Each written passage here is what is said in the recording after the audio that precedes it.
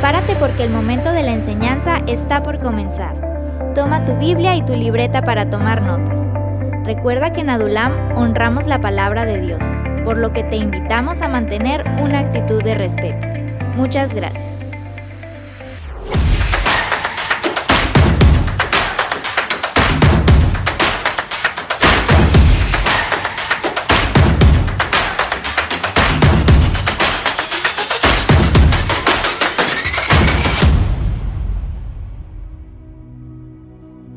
Mateo 24, del 32 al 33 dice: aprendan de la higuera cuando le salen ramas tiernas y hojas nuevas, saben que el verano está cerca.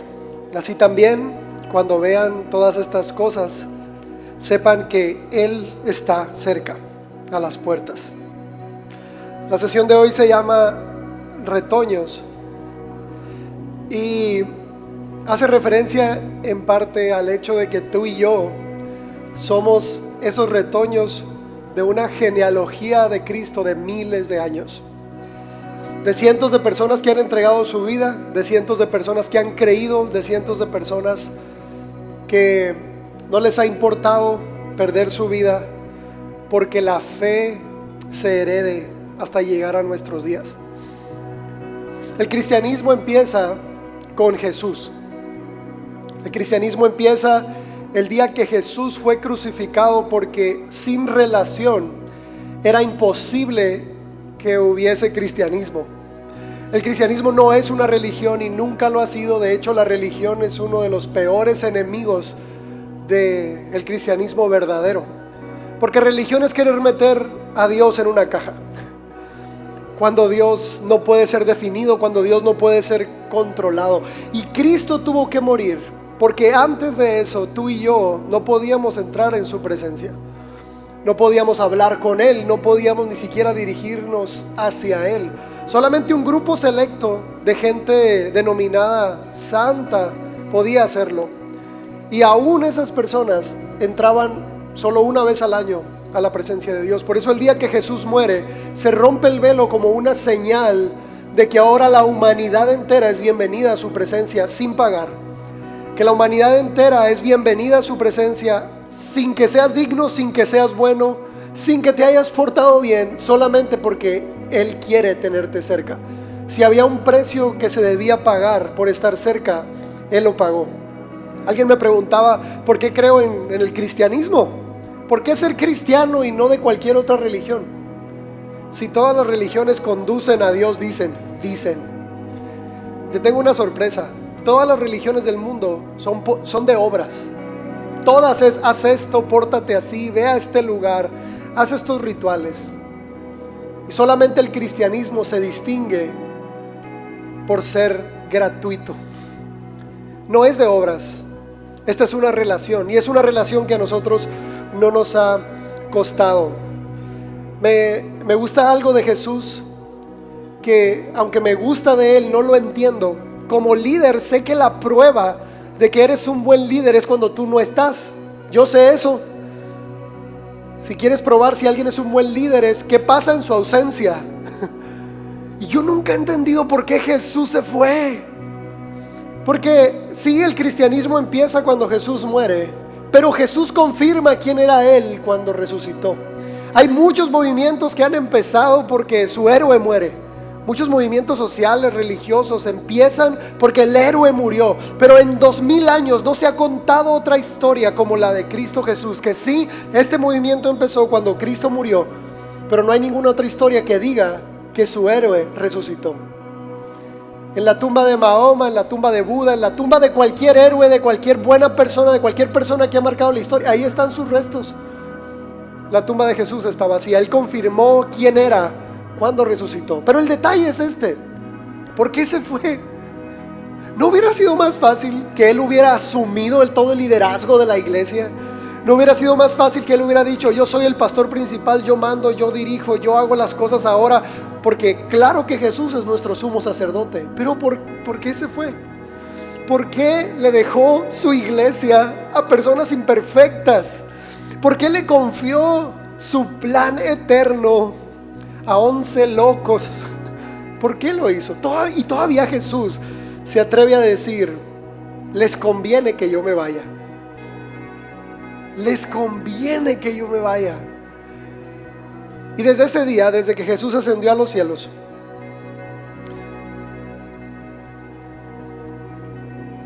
el plan de la iglesia, es cierto, Cristo es el que lleva el liderazgo y la batuta, pero lo ha confiado en apóstoles, discípulos, evangelistas, profetas, maestros, que edifican la iglesia siglo con siglo, generación tras generación. Y también en esta asignación, porque te decía que sin relación no hay cristianismo, en la asignación de vayan y hagan discípulos, prácticamente Jesús los estaba sometiendo a la relación. Porque cuando les dijo vayan, yo quiero que den mucho fruto y sean mis discípulos, y que después les dijo vayan y hagan discípulos, te tengo una noticia: si no hay relación no hay fruto. Si no hay relación no hay fruto. En ningún sentido Jesús dijo: separados de mí no puedes hacer nada. Sin relación no hay propósito, sin relación no hay vida, sin relación no hay nada. Puedes vivir, puedes coexistir, pero solamente cuando hay una relación con Cristo Jesús, cuando podemos hablar con Él, llamarlo amigo, es cuando hay fruto. Es cuando podemos ser la iglesia. Pero también dentro de la asignación de vayan y hagan discípulos, les da una advertencia a Jesús que hasta el día de hoy me hace temblar. Porque Jesús no les dice a sus discípulos: de aquí en adelante se la van a pasar bien padre, van a tener todo el poder, van a derrocar al imperio romano, ustedes van a gobernar la tierra. No. Les dice: los envío como ovejas en medio de lobos. Van a ser perseguidos y odiados por causa de mí. Así como el pastor va a ser herido, sus ovejas van a ser dispersadas. Y esto no era una amenaza de Jesús, era una preparación. Estaba preparando y mentalizando a sus discípulos para lo que venía. Jesús siempre ha sabido que el reino que Él vino a establecer es un reino que el mundo no acepta. Es un reino que el mundo combate, es un reino que el enemigo y el sistema del mundo quiere aplastar. Mira, ser cristiano es estar mentalizado al rechazo y a la oposición, y aún así no dejar de amar. Eso es ser cristiano, porque el verdadero amor no se prueba con la gente que te cae bien. La Biblia dice: ama al Señor tu Dios y ama a tu prójimo, pero dentro del término prójimo es: ama a tu esposo, a tu esposa, a tus padres. En todo tiempo ama al amigo. Pero el reino lo lleva mucho más allá, y Jesús dice: mis hijos son capaces de amar aún a sus enemigos. Son capaces de bendecir aún a los que los maldicen. Y los apóstoles y los discípulos estaban tan mentalizados a lo que venía que dieron su vida con gozo. Esteban, el primer mártir.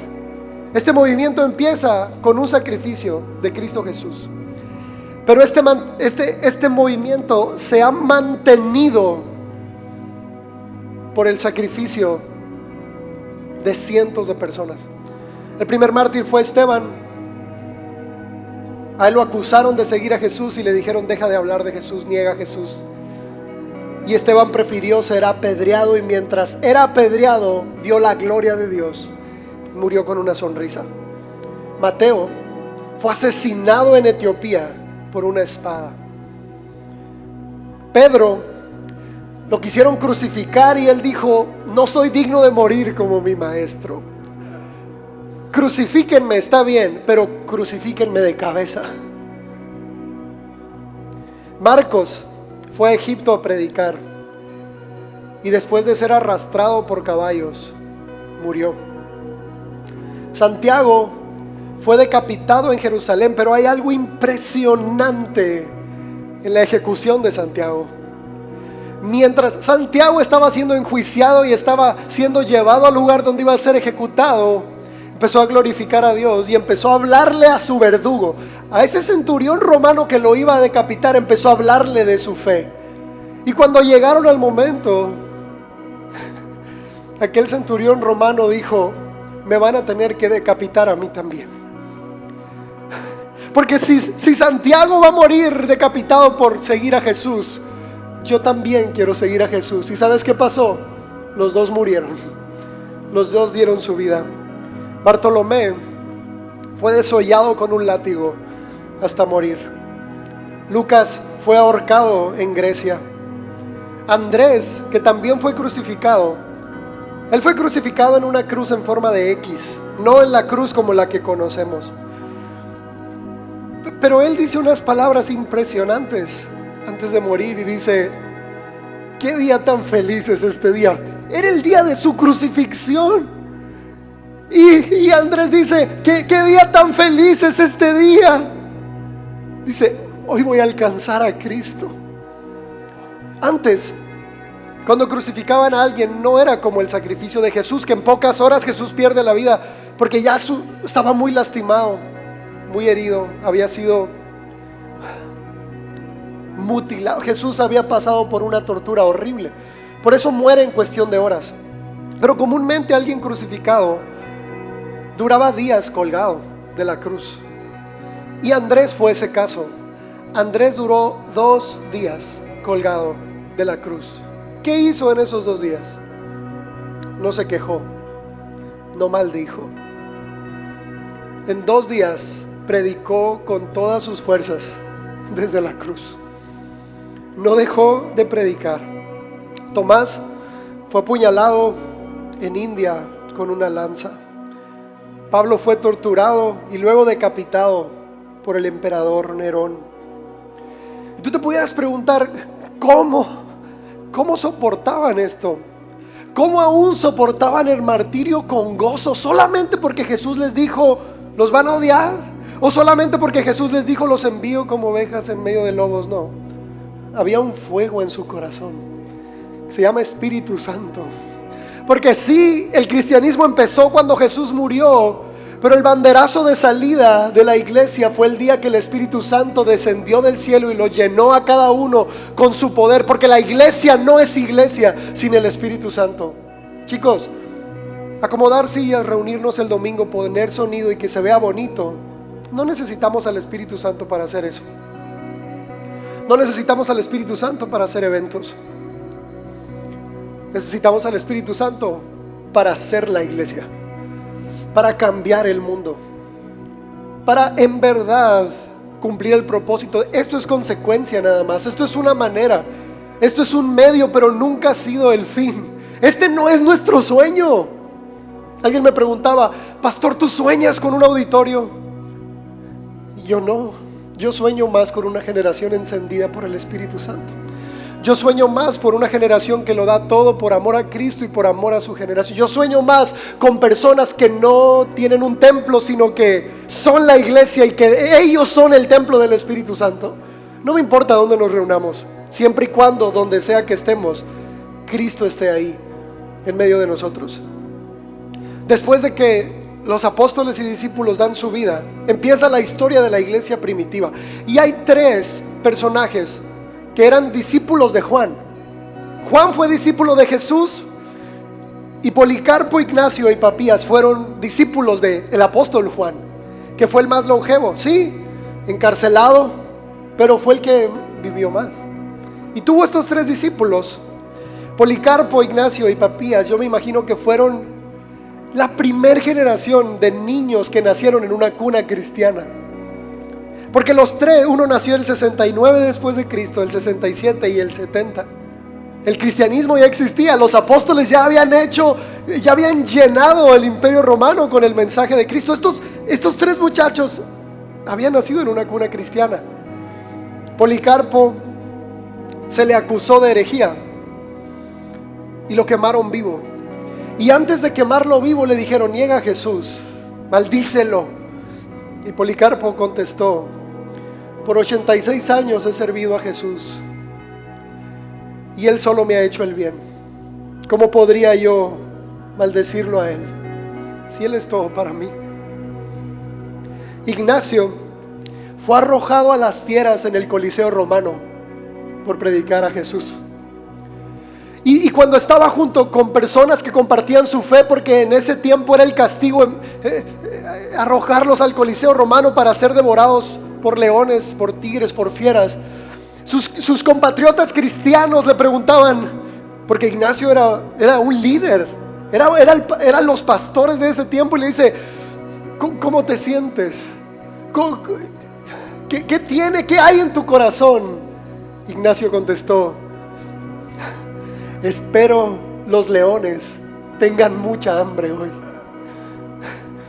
Espero que hoy no les hayan dado de comer, porque hoy voy a ver a Cristo cara a cara y no puedo esperar para eso, dice. Papías padeció martirio y se regocijaba en la persecución. Ellos tres forman el eslabón entre el siglo apostólico y toda la historia de la iglesia primitiva. Quise buscar el dato de cuántos cristianos padecieron como mártires y murieron como mártires en los 300 años de persecución del Imperio Romano, y no encontré ningún dato. Hace muchos años había leído al historiador Eusebio, que Eusebio fue la siguiente generación después de Policarpo, Ignacio y Papías. A él se le llama el historiador de la iglesia, porque él fue el que relató todo de Apocalipsis hasta el año 300. Me encanta, él fue un gran escritor. Y él lo único que pudo decir cuando le preguntan cuántos dieron su vida por Cristo en los 300 años de persecución, él solo escribió: grandes multitudes. Era incontable, dice, la gente que daba su vida por Cristo. Porque mientras el Imperio Romano quería destruir la fe, mientras el Imperio Romano quería amenazar y matar y callar a los cristianos, por cada cristiano que entregaba su vida en el Coliseo, miles se convertían, miles declaraban su fe en Jesús, miles decían: si Él puede dar su vida por eso, yo también puedo hacerlo. Alguien me cuestionaba y me decía: ¿cómo puedes creer en Jesús? Es un cuento, es una falacia. Es como creer en Santo Claus, me decía. Nunca lo has visto, pero crees en Él. Y yo le dije esto: mira, cuando eres niño, yo conozco muchos niños que creen en Santo Claus. ¿Tú creíste en Santo Claus? Yo creí. Mi papá se vestía, se parece un poquito. Yo creía en Santo Claus, o Santa Claus, no sé cómo se diga. Yo creía, pero ahora ya no creo en Él. Me di cuenta de que era una falacia. Y sí, de niño me enseñaron a creer a Jesús. Y le dije: conozco muchos niños que creen en Santo Claus, pero no conozco ningún adulto que crea en Santo Claus. Conozco muchos niños que creen en Jesús, pero hoy le digo, estoy rodeado de adultos que creen en Cristo Jesús. Porque sí, de niño puede ser una instrucción de oídas, pero cuando creces lo experimentas, y es algo que no se puede negar. No lo he visto, pero lo experimento todos los días. Sé que físicamente no lo puedo palpar, pero puedo sentir su abrazo diariamente. La gente pudiera cuestionar todo, puede cuestionar la Biblia, puede cuestionar nuestros métodos, pero hay algo que es incuestionable: lo que sienten cuando están en un lugar como este, lo que sienten cuando reciben el mensaje. Y sí, parecía que la iglesia iba a desaparecer.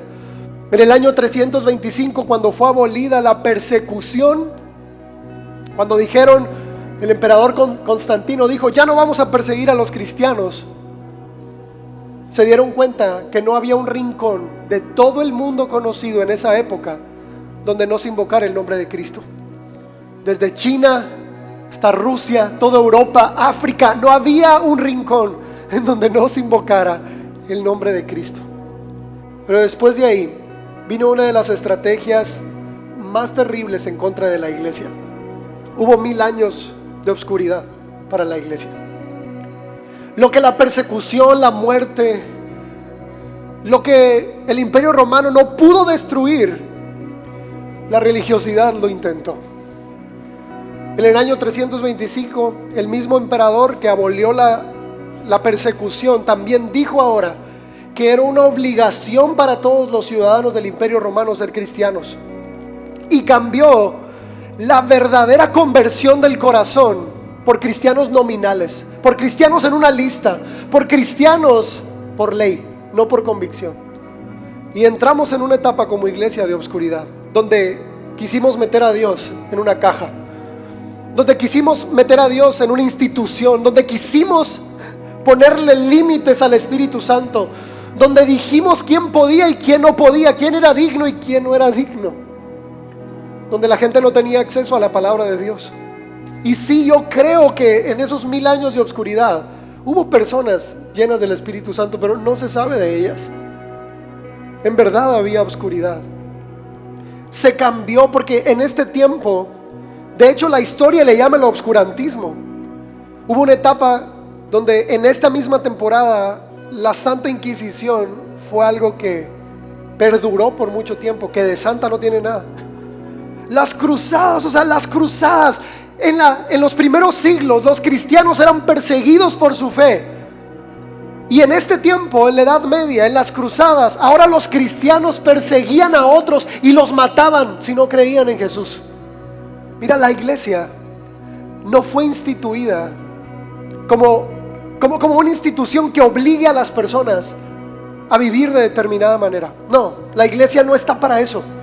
La iglesia es un organismo vivo que testifica de Jesús con el poder del Espíritu Santo. Eso somos. Aquí no estás obligado a cambiar, aquí no estás obligado, no te vamos a obligar con reglas, ni con amenazas, ni con nada. Hay iglesias, tristemente, que aunque las cruzadas se acabaron, siguen persiguiendo personas. Nosotros no, porque queremos que el Espíritu Santo lo haga. Después de ahí, después de esos 1000 años de oscuridad, empezó a arder la luz otra vez. A principios del siglo XV se levantaron héroes que hoy los conocemos como los héroes de la Reforma Protestante. El primero de ellos fue Juan Wycliffe. Él se opuso a las tradiciones religiosas de su tiempo. Él se opuso al hecho de vender la salvación. Él se opuso al hecho de que las personas no podían tener una Biblia en sus manos. De hecho, la inspiración de la Reforma fue que todos tengan una Biblia. La iglesia empezó como Dios dándole poder a la iglesia para hablar el mensaje. ¿Y sabes cómo se reformó la iglesia?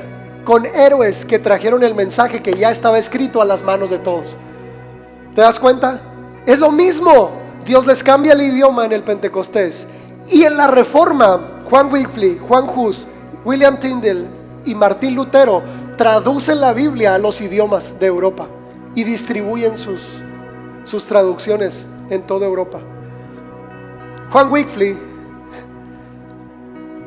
fue maestro de Juan Hus, que fue su sucesor en este movimiento de la Reforma.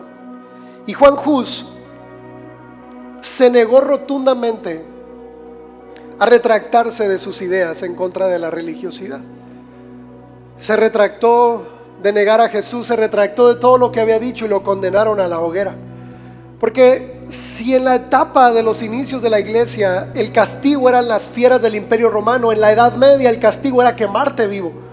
Encarcelan a Juan Hus y tenía unos compañeros de celda, y uno de los compañeros de celda empezó a señalarlo y juzgarlo. ¿De verdad vas a morir por Jesús? O sea, ¿de verdad vas a dar tu vida? Ni lo conoces. ¿De verdad vas a dar tu vida? O sea, ¿qué te cuesta negarlo y ya? Y Juan Hus le dijo: no, yo no lo voy a hacer. Es más, le dice: mañana en mi ejecución voy a morir con alegría, le dijo. Mañana en mi ejecución voy a celebrar mi ejecución. Y él, su compañero de celda, se reía de Juan Hus. ¿Qué estás diciendo? Le dice: la gente grita, la gente gime de dolor cuando lo están quemando. ¿Cómo vas a adorar a Dios? El siguiente día lo atan de manos y pies, lo ponen en la hoguera, le prenden fuego. Y durante los primeros minutos Juan Hus no dijo una palabra, nada. Pero a los minutos se rompe el silencio. Cuando las cuerdas que ataban sus manos se queman, él extiende sus brazos en medio del fuego y empieza a aplaudir y empieza a glorificar a Dios. Fue algo impresionante, me hubiera encantado ver eso, pero yo hubiera sido el siguiente, entonces qué bueno que no.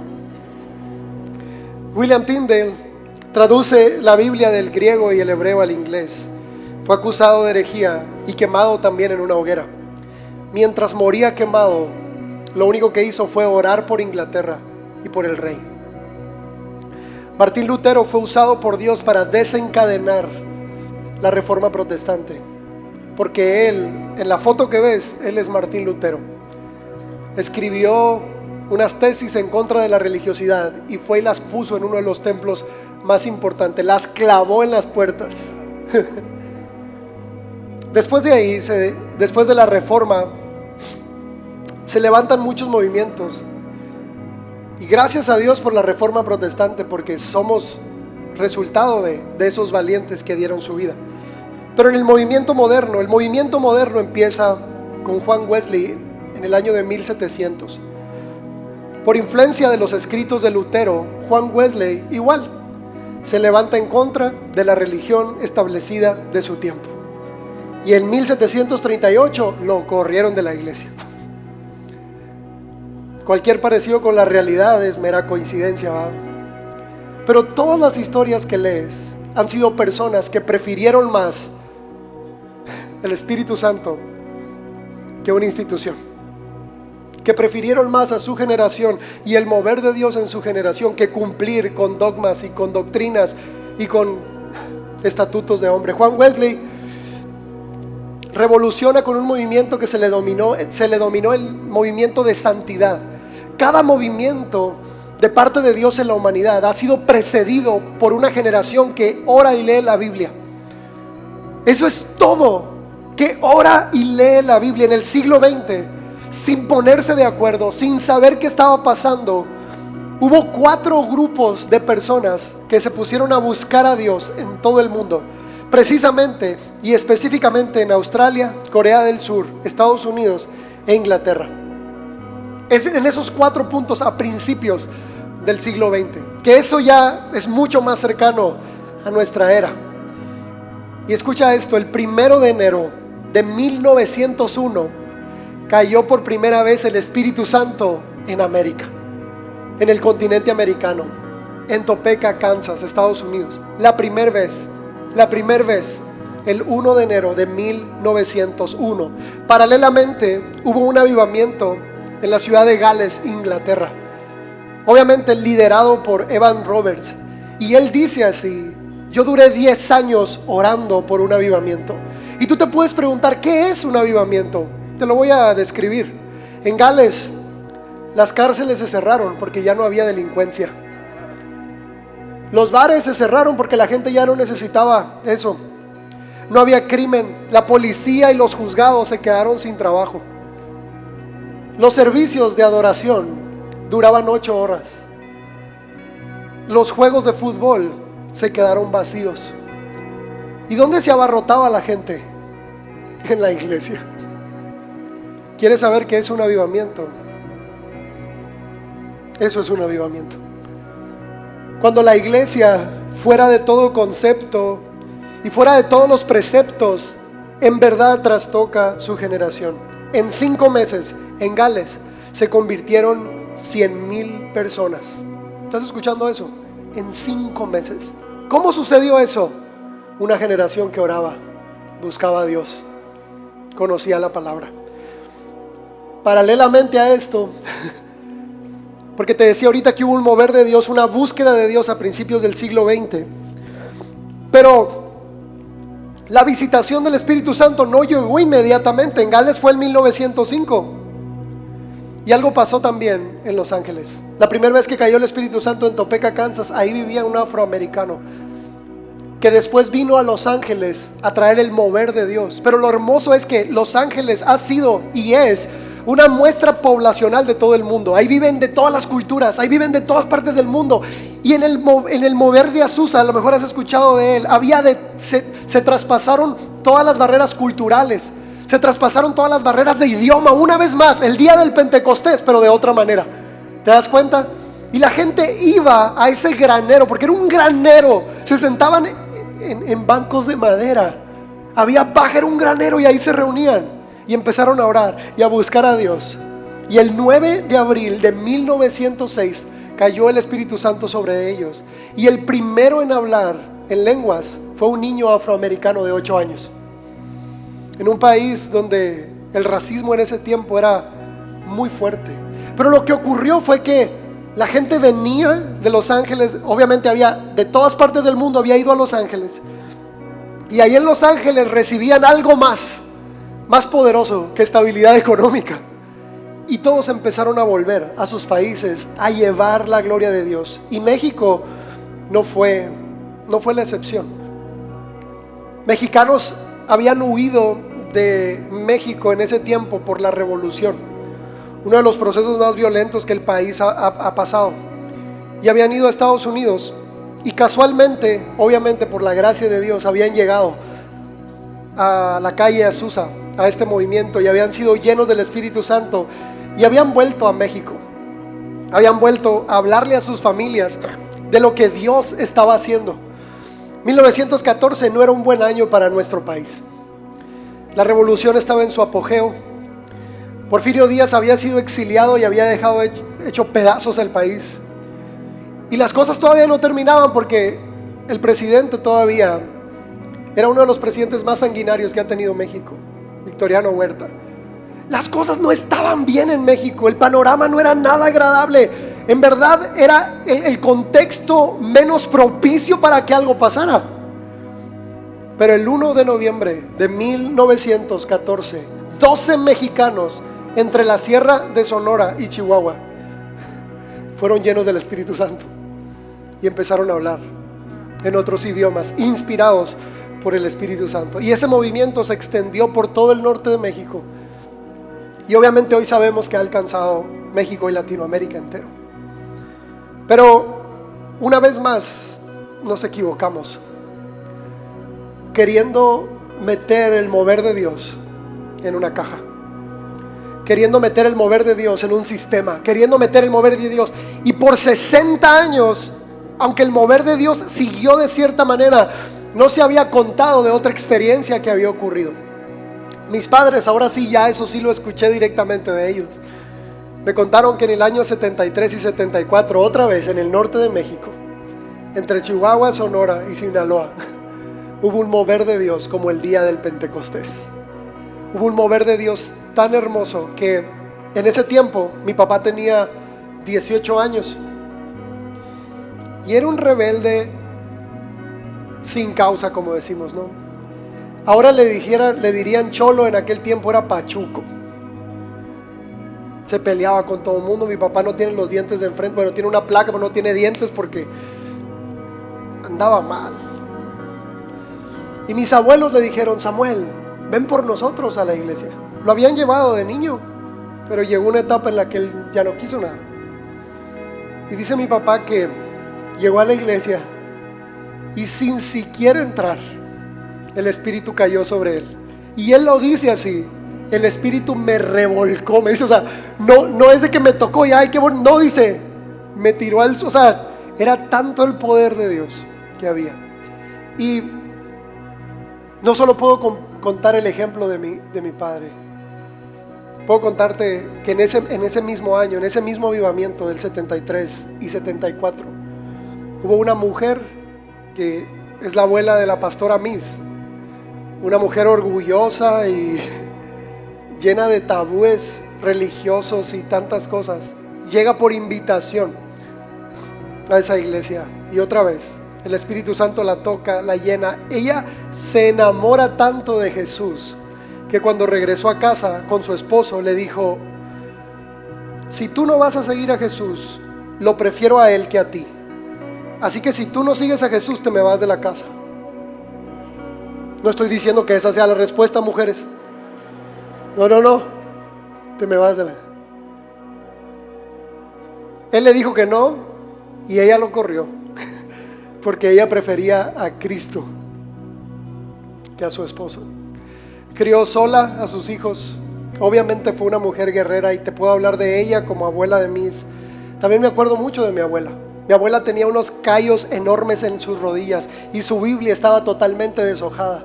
Mi abuela era de las mujeres que oraba a las 6 de la mañana en voz alta. Por eso yo no quería ir a Empalme nunca, porque imagínate yo de niño estar acostado en el cuarto vecino y de repente a las 6 de la mañana mi abuela: bendito sea el Señor. Oraba todos los días en voz alta, como loca, en verdad, parecía loca. Pero es un ejemplo que se queda marcado en el corazón. Mi papá, desde que yo lo escucho y desde que yo me acuerdo, él siempre ha tenido una insatisfacción en su corazón por ver una iglesia diferente. ¿Sabes qué me dice mi papá? Estoy cumpliendo mis sueños con Adulam, me dice. Estoy viviendo lo que Dios puso en mi corazón hace muchos años al verlos a ustedes, lo que están logrando. Mi mamá, si puedo resaltar el ejemplo de alguien, es de ella. Nos enseñó la Biblia de día y de noche. Nos levantaba con historias bíblicas, nos acostaba con historias bíblicas. La conversación más recurrente en mi casa era el amor de Dios. Siempre estábamos hablando de eso. De hecho, mis mismos amigos cristianos se reían de mí, de tan cristianos que éramos. ¿Has escuchado alguna vez de servidores incondicionales e incansables? ¿Has escuchado? ¿Conoces a alguien así? Un voluntario incondicional para la iglesia. ¿Conoces a alguien así? Yo sí, mis suegros. Impresionante, impresionante de verdad. Hicieron de todo, estuvieron involucrados en todo así. Y te puedo contar tantas historias de mis abuelos, de los abuelos de nuestros padres, de tanto ejemplo que hemos recibido. Porque sí, todos los padres se equivocan, pero siempre, o por lo menos en nuestra vida, lo bueno fue mejor. Porque si estamos aquí hoy, si amamos a Dios hoy, si estamos dirigiendo una iglesia hoy, si estamos entre algo bueno hicieron. Algo bueno hicieron. En el funeral de mi abuela yo me paré y dije: no voy a desperdiciar esta semilla que está en mi corazón. Porque ¿sabes qué? En mi vida no solo están mis padres y mis abuelos, están todos los mártires de la Edad Media, de la iglesia reformada. Están todas las personas que dieron su vida en el Coliseo Romano. Están todos los apóstoles. Y también está Jesús. Porque tú y yo somos retoño de toda la gente, de toda esta genealogía de Cristo, de todo este árbol que ha ido creciendo de generación en generación. Y hoy, año 2021, está brotando en Adulam una vez más un retoño del Espíritu Santo, un retoño de la gracia de Dios. Deuteronomio 6 del 5 al 9 dice: amarás al Señor tu Dios con todo tu corazón, con toda tu alma y con todas tus fuerzas. Estas palabras que yo te mando hoy estarán sobre tu corazón.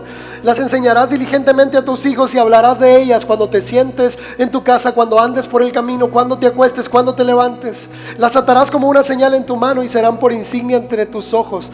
Las escribirás en los postes de tu casa y en tus puertas. Eso hace alguien que quiere heredar fe. Eso hace alguien que no quiere perder a sus hijos. Porque Adulam, chicos, fue instituido, Adulam fue iniciado no solo para hacer bonitos servicios los domingos. Es que no estamos dispuestos a perder a la siguiente generación por la religiosidad. Es que no estamos dispuestos a vivir un mover de iglesia donde Dios no esté presente como ha estado presente en la historia. Porque lo que soñamos es que tú tengas la garantía, y te lo dije hace algunos domingos, que tú tengas la garantía y la certeza de tener un familiar enfermo y decir: ve a Adulam, ahí Dios te sana. Que tengas unos amigos que se están divorciando y que les digas: vayan a Adulam, ahí se vuelven a enamorar. Que tengas a un familiar de esos renuentes a escuchar la palabra y de corazón duro, y que lo traigas a la iglesia y que Dios sea el que lo mueva. Que nadie se pueda resistir a la gloria de Dios. Que nuestro entorno lo sepa, que Hermosillo lo sepa, que hay un Dios vivo. Eso es lo que sueño. Ese es mi sueño. Deuteronomio 6 del 20 al 23 dice: en el futuro tus hijos te preguntarán: ¿qué significan estas leyes, estos decretos, estas ordenanzas que el Señor tu Dios nos mandó obedecer? Entonces tú les dirás: nosotros éramos esclavos de Faraón en la tierra de Egipto, pero el Señor nos sacó de Egipto con su mano poderosa. El Señor hizo señales milagrosas y maravillas. ¿Dónde? Ante mis ojos. Cuando tus hijos te pregunten por qué sigues a Jesús, no les vas a poder decir: es que el pastor. La respuesta es: yo lo vi. Si no lo viste, ellos no van a saber. Dice: yo vi, fueron ante mis ojos, nos sacó de Egipto para entregarnos la tierra que había jurado darles a nuestros antepasados. Cuando tus hijos te pregunten: ¿por qué eres cristiano, papá?, que tú les puedas contestar: porque antes estaba muerto en mis pecados y Cristo me dio vida juntamente con Él, me resucitó juntamente con Él. Yo no era nadie, estaba perdido en mi vida y ahora tengo esperanza. ¿Qué te parece si cerramos la sesión de hoy dándole gracias a Jesús? Primero ponme a Adulam, porque es lo primero por lo que quiero agradecer. Es lo primero. Adulam acaba de cumplir 8 años el domingo pasado, de nuestra primera reunión como iglesia. Y Si puedo retomar la historia.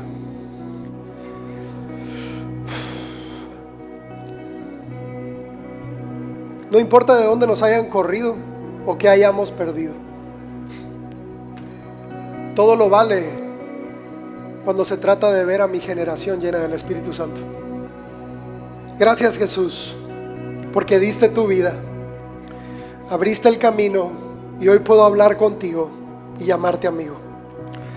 Gracias por la vida de cada uno de esos apóstoles que fueron valientes hasta la muerte. Gracias por los primeros pastores de la iglesia, porque ellos abrieron camino para nosotros. Gracias por cada mártir que entregó su vida en el Imperio Romano. Gracias porque fortaleciste a la iglesia reformada de la Edad Media, aún en medio de la persecución. Gracias, Dios, por encender el mundo occidental a principios del siglo XX. Gracias por alcanzar a mis tatarabuelos, a mis bisabuelos, a mis abuelos. Gracias por salvar a mis padres. Dios, gracias por Adulam. Y no solamente doy gracias por el presente, doy gracias por el futuro. Así que, Dios, gracias por la iglesia del futuro, porque saldrá victoriosa, porque vencerá al mundo. Y gracias porque un día de toda lengua, pueblo y nación adoraremos juntos como uno solo. Termino con esto. Gracias, Dios, por cada uno de los que nos heredaron fe hasta el día de hoy, porque gracias a todos ellos hoy puedo hablar con Jesús.